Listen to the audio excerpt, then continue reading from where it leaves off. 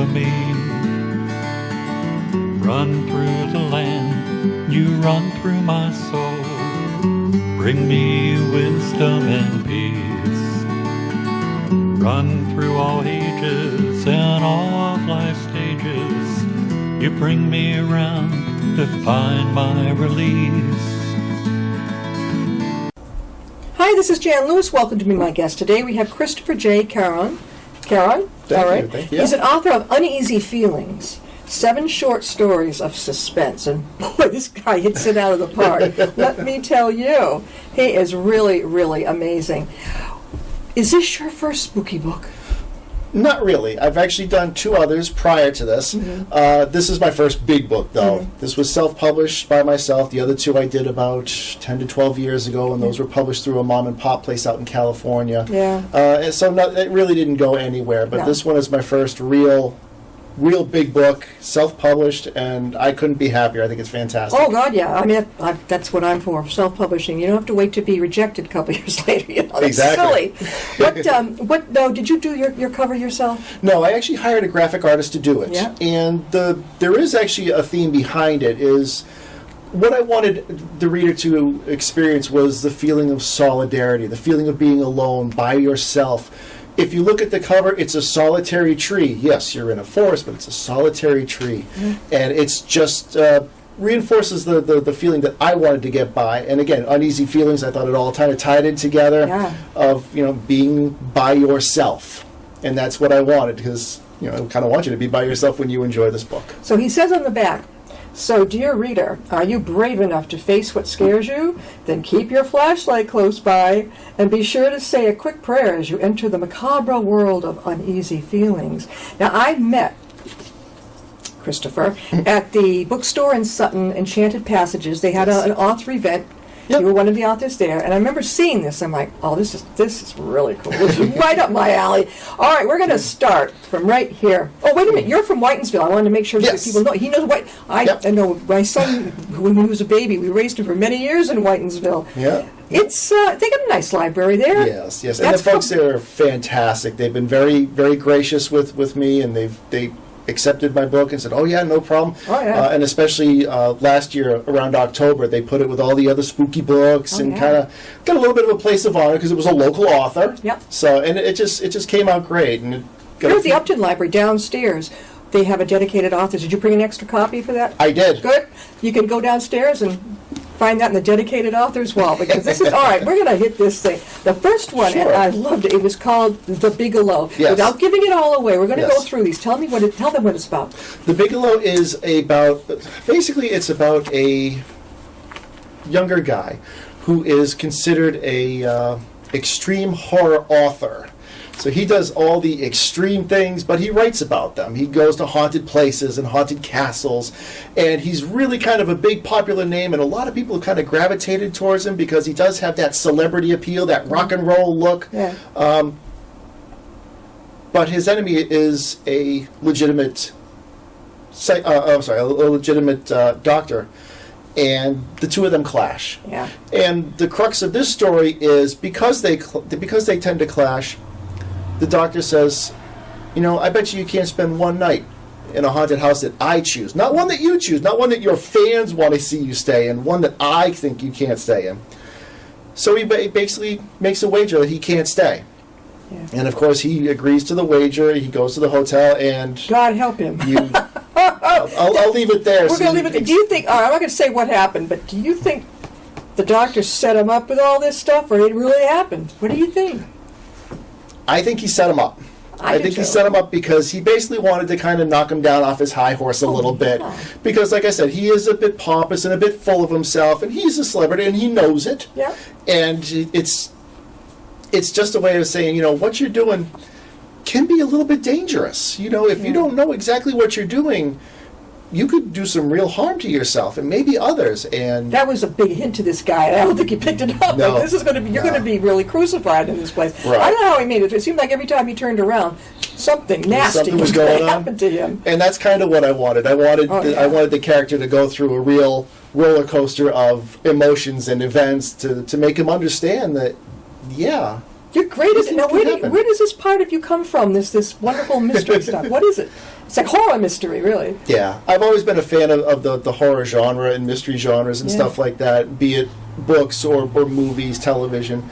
And to be honest with you, I just got tired of the way Hollywood kept doing it, because by doing it, I mean the hero would get away only to drop their keys, or would, trip and fall just as the bad guy's coming around the corner. And I got tired of that. So I said, you know what?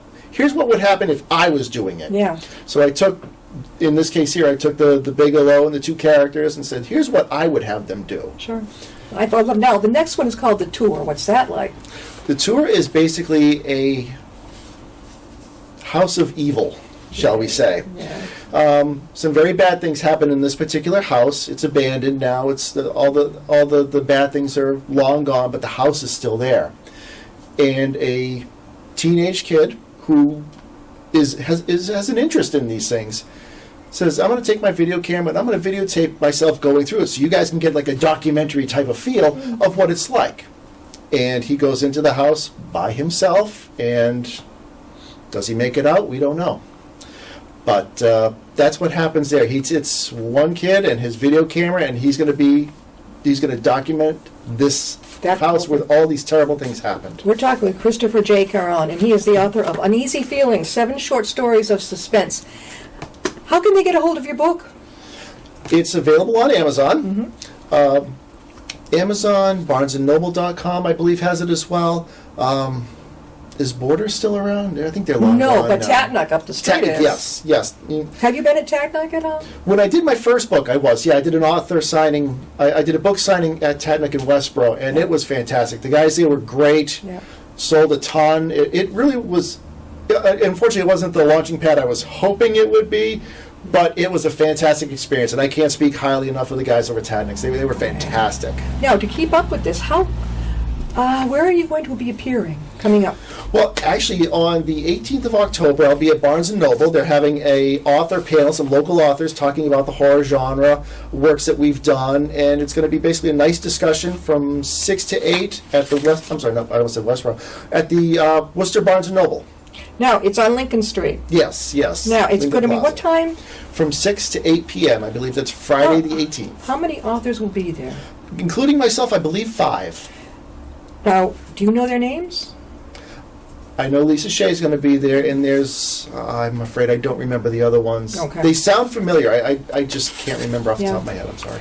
The Collector. What's that chapter about? The Collector is about a gentleman who likes to collect things. Now, we all like to collect things, but what he likes to collect are things that are really on the macabre side. Items from murders, items from famous paranormal events. Crucifixes from exorcisms, things like that. He likes to collect all this stuff because he wants to create his own museum.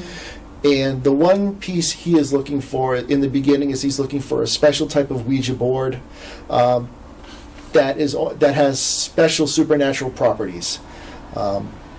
He actually acquires this, and the board helps him get the biggest piece he's looking for, which is a doll named Penelope.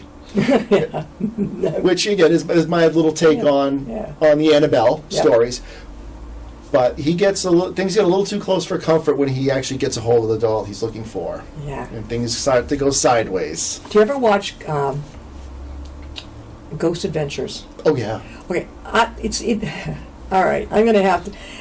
All right, I know a lot of that. I mean the drama in that. Yeah. Did you ever watch Paranormal Lockdown? I watched some of those. Oh, yeah, they're good. Serious. They'd go for 72 hours, like in an old asylum. Yep. It got canceled. Something, I don't know. One of the ghost hunters over locally I've got to have him tell me again why it would ever get canceled. I don't know. He went to the UK for a while. Okay. And something happened, but I watch Ghost Adventures. It's kind of entertaining. I don't take a lot of it too serious. But Paranormal Lockdown, they were not overly dramatic. They were right there. Yeah, took it seriously. It was very cool. Yeah. All right, we are talking with Christopher J. Caron, and he's the author of Uneasy Feelings, 7 short stories of suspense. Are you going to be doing anything for the holidays at any of the holiday festivals coming up? I've got a couple things in line, nothing that's actually in stone just yet. I'm hoping to get into some of the local libraries and see if I can do an author reading, especially around Halloween. I mean, October is my favorite month, and This is the time. Yeah, This definitely, is definitely. Definitely the time. How far are you willing to travel? As far as it takes, I guess. Throughout New England, right? Yeah. Okay. Yeah. All right. What is the Murderers Club? Murderers Club is one of my favorites. It's basically about 3 guys who are wronged by someone, and they go about their own form of revenge. Yeah. And it doesn't. It's one of the chapters in the book that's actually kind of on the graphic side. So if that type of thing makes you squeamish, you might want to. Mm-hmm. Yeah, exactly.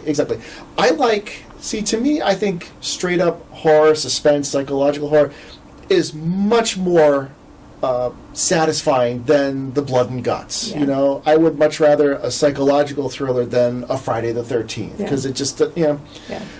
to me it's old and tired. Yeah. But a psychological one, that's the stuff that sticks with you. Makes you think. It makes you think. Like that first one, my very favorite, The Bigelow. As soon as I started reading that, I'm like, oh my God, this is right. The guy sets himself up and do this. And Yep. What's Incident at Devil's Pass? Incident at Devil's Pass is a story about a group of friends that challenge a local legend of a haunted stretch of highway. And they decide on a whim. They say, you know what? Let's do it. It's a place that's garnered a bit of a reputation because bad things do happen. Car accidents, missing people. Weird things happen on this one stretch. So they say, you know what? Let's do it. Yeah. Let's just drive it and see what happens. Sure. And they find out what happens. Yeah. The Murder of Kelly Min. This was one that a friend of mine and I a long time ago had a discussion. And this discussion centered around, with so many forensic TV shows, not just the CSIs, but stuff on like Lifetime and the Learning Channel, not Lifetime, Learning Channel and Science Channel, things like that show forensics and how murders happen, what the police do. Criminal Minds. Whoa, that's a good one. Oh, that's a good one. If you watch enough of that stuff, do you think you could actually piece together the perfect murder? And that's what The Murder of Kelly Min is about. It's about a gentleman that basically watches so much TV. Yeah. And because a lot of it is true, like a lot of these shows will follow the police around. First 48 shows exactly what they do the first 48 hours. So he figures if he watches enough of it, he could actually know, okay, if I do this, then I know the police are going to do that. I know the first thing they do when they arrive at the crime scene is they're going to do this. Yep. And he just figures out a way and says, let me see if I can get away with it. You've got this nailed. And Geek Boy. What's that chapter about? Geek Boy is actually just thrown together. Uneasy Feelings was originally supposed to be 6 stories, but I kind of fell in love with Geek Boy. Yeah, why stop there? Exactly. Now, Geek Boy is about a kid who's a bit of a loner. He's a bit picked on. He's different because he's a bit big, and he's not, one of the popular kids and stuff like that. Well, he comes across someone who makes a deal with him that lets him get back. It lets him get his revenge on people that have been mean to him. Not necessarily wronged him, but kids pick on other kids, and this gentleman shows up and gives the character a chance to right that wrong. Mm-hmm. And he does, but it does come with a terrible price. Oh, yeah. Yeah, you are probably our next Alfred Hitchcock. I could just see your... I would love that. Oh, I can see your chapters on television or in the movie, that type of thing. Yeah, that would be very cool. What's coming next? I know it has to be, right? Yes. Well, there's a sequel, Uneasy Feelings 2, which I'm working on now, which is... Right now I've got... 8 stories that I just have to either finish up or for that one, for the sequel. For the sequel. When do you think it'll be out? I'm hoping sometime early next year. Okay. That's the hope. Yeah. Whether it happens, I don't know. But that's the goal. Yeah. And goals are good to have. Christopher, do you work? Is this what you do, or do you also work during the day? So I work during the day, which is writing has always been a hobby. Yeah. I'd love to be able to do it full time. I'd love to be able to throw off the shackles of the workaday world and be able to plug away and create stories that people find entertaining. But unfortunately, I can't. Not yet. But I do. I would work for. I work in the town of Grafton. I work for the Public Works Department. Wow, great. Yeah. You get to drive the cool truck? No, actually, no. I'm the office manager. I'm the guy in the office that takes the phone calls and pays the bills and takes care of everything there. The rest of the guys are the ones that go out. They're the ones out there in the trucks. Yeah, they're the ones on the trucks. Do you like it? Yeah. Yeah. Now, There'll be a copy of this downstairs, right? Absolutely. So if Okay. anybody's interested, there will be a copy of Uneasy Feelings right downstairs. Check it out. October is a perfect month for the scary story. It is. It is. Yeah, I But just we want have a you to read. dedicated authors, local authors section down there, so Oh, that'd be great. So Oh, come yeah. check it out. definitely. And now, what's coming? Are you booked at all through December, January, or coming up or anything at all? Not yet. It's a busy time family-wise, so I try and kind of ease up schedule-wise as little bit, as much as I can. Again, I don't have anything set in stone. I've got a couple leads and a couple of author programs, but nothing set in stone Do just you yet. have kids at home? Yes, I do. How old are they? I have two. One's 8, one's 4. Oh, little ones. Yes. Oh my gosh. Yeah. But do they? Well, the 8-year-old probably too young for this right now, right? Yeah. What age group besides adults, which is cool? Would you say teens? Yeah. See, there's not a lot of language in there. There's nothing blue. There's nothing risque or anything like that. Yep. It's a straight up scary book, with the exception of the chapter called The Murderers Club, which is graphic. Yeah. But outside of that, there's a little bit of language and nothing outside of that. So I think if anybody that can handle a little bit of violence and a little bit of language, I think you'll be fine. The dark and twisted tales Christopher J. Caron weaves in Uneasy Feelings are delivered with a signature grace and flair that fans of modern horror and suspense are sure to love. Collection of 7 terrifying and chilling stories. This is definitely October. This is definitely. How can they get a copy of your book? Like I said, we can go through Amazon. Trying to think what else. Amazon, Barnes and Noble. How about you? What's your email if they'd like to maybe contact you? Sure. Email is. I always I've forget got right these here. things. I did. I'm sorry. Haunted Pen, cj18@gmail.com. Facebook page is chris.caron.37, and Facebook is chriscaron2112. There you go. Now, if you want to meet in person, you can you go on a website and see where you're going to be, or Right now, yes. ChristopherJCaron.com is my website. It's being tweaked at the moment, so if you check it out, it might be a little hit or miss, but I'll should have that up in record time, I'm hoping. have you been surprised at the reaction to this book? Yes. Oh, Yes. yeah. People are hungry for that. Yeah, I think people enjoy a good scare, but they also enjoy a safe scare. Yeah. Meaning, you can shut off the TV, you can close the book. It isn't. It's real life, but it's not too close to real Right, life. exactly. Yeah. And I think people just enjoy that. I think people dig a good scare. The writing is, you don't. One thing I love is you do never over character this.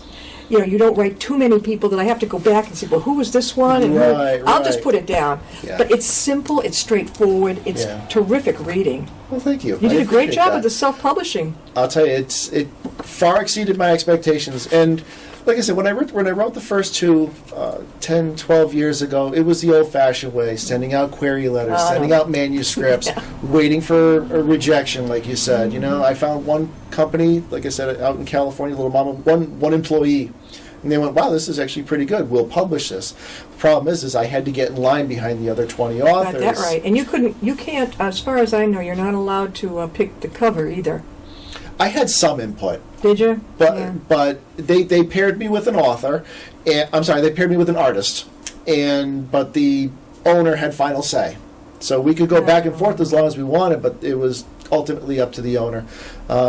And I had to make a few compromises and sacrifices. Which you don't have to do if you self.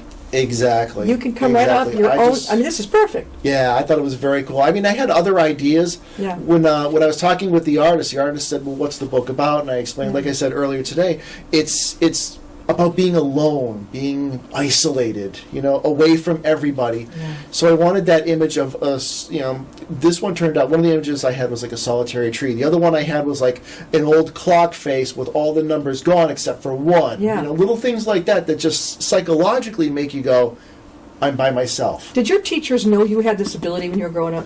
Not really. Did you go to college? No. This No. just came to Yes. you. Yeah. When did this hit you? God, I was middle school. And then you knew that you Yeah. had that ability. Yeah. Did the teachers know that or no? No. They picked up on it, yeah, because anytime I had a writing assignment, Yeah.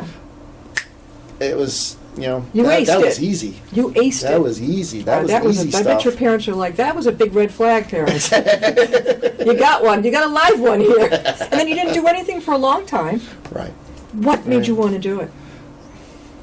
I just had a bunch of ideas in my head, and I just figured, you know what? I got to at least try. Yeah. I can't not try. So I figured, let me do a little bit of research into publishing and stuff like that, because my mentality was the way it was before, because I didn't know about all this. So I was thinking, all right, I got to get a query, and I've got to do this, and I've got to do that, and then I ended up going to a workshop where they said, you don't have to do that, you can self-publish this. So I decided to go that route, thinking, what I'll do is I'll self-publish. I'll do it all myself, I'll get as many sales as I can. That way, if I do go to a publisher, I can say, well, I have this as sales, I have that, I have this. I've got this many followers. You've got a track record right behind you. Exactly. I'm not walking in there blind saying, here's my book, will you help me promote this and help me become a full-time author? No, I can walk in and say, hi, I'm an author that has X, Y, Z, A, B, C. All these places I've appeared, television programs, different places, cafes, bookshops, even, as I've said before, senior centers. Believe me, there's so many places that I send my authors. It's just, they're like, really? I'm like, yes, go. And then they sell like 10, 20 books. Right. Thank you so much for being with us. Thank you very much for having me. This is a fantastic experience. This is your first time on, or not? No, I've done other cable shows, but this one was fun. I always have a good time with these things. Oh God, yeah. Thank you so much for being with us, and I can't wait you're going to let me know, correct, about this, because I will blast it out there as best I can. We're going to get you out there. Let the world know. Downstairs, Upton Library, check out his book, Christioher Caron, Uneasy Feelings, and boy, you're going to have some uneasy feelings. Thank you. We'll see you next time with you, my guest.